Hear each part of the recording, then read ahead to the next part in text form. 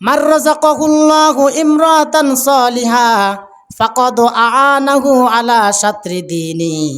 বিশ্বনবী সাল্লাল্লাহু আলাইহি ওয়াসাল্লাম বললেন, আল্লাহ তাআলা যেই ব্যক্তিকে দয়া করে নেককার স্ত্রী দান করেছেন, ওই ব্যক্তিকে যেন ইসলামের অর্ধেক নেয়ামত দান করে দিয়েছেন। সুবহানাল্লাহ। তাহলে যে ব্যক্তি নেককার স্ত্রী পেয়েছে, ওই ব্যক্তিকে যেন আল্লাহ তাআলা ইসলামের অর্ধেক নেয়ামত দান করেছেন।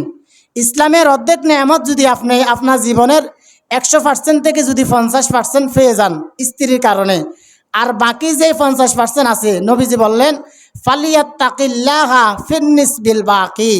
বাকি যে অর্ধেক আছে, ওই অর্ধেক যদি তুমি পেতে চাও, তাহলে তুমি তোমার জীবনের সকল ক্ষেত্রে আল্লাহকে ভয় করে মেনে চলো।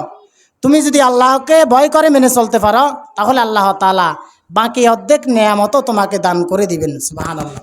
তাহলে যে ব্যক্তি নেককার স্ত্রী পেয়েছে, সে ব্যক্তি ইসলামের অর্ধেক নেয়ামত পেয়ে গিয়েছে।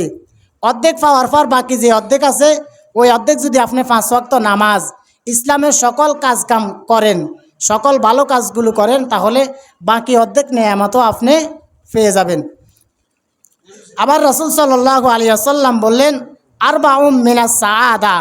4টি জিনিস যে ব্যক্তি পেয়েছে, সে ব্যক্তি যেন দুনিয়ার সকল সুখ পেয়ে গিয়েছে। 1 নাম্বার হলো আয-যাওজাতুস সালিহা, নেককার স্ত্রী। যে ব্যক্তি নেককার স্ত্রী পেল, সে ব্যক্তি যেন দুনিয়ার সকল সুখ পেয়ে গেল। সুবহানাল্লাহ।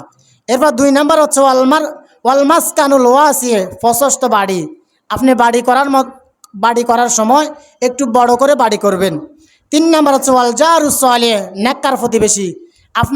আপনার এলাকার মানুষ যদি ভালো হয়, তাহলে আপনার পরবর্তী যে প্রজন্মগুলো আসবে, তারাও আস্তে আস্তে ভালো হবে।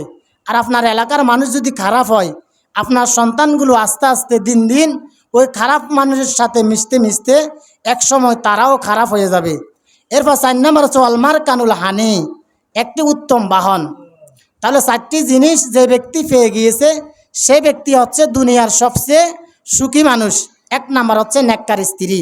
যে ব্যক্তি নেককার স্ত্রী পেয়েছে, সেই ব্যক্তি সবচেয়ে সুখী মানুষ। সুবহানাল্লাহ।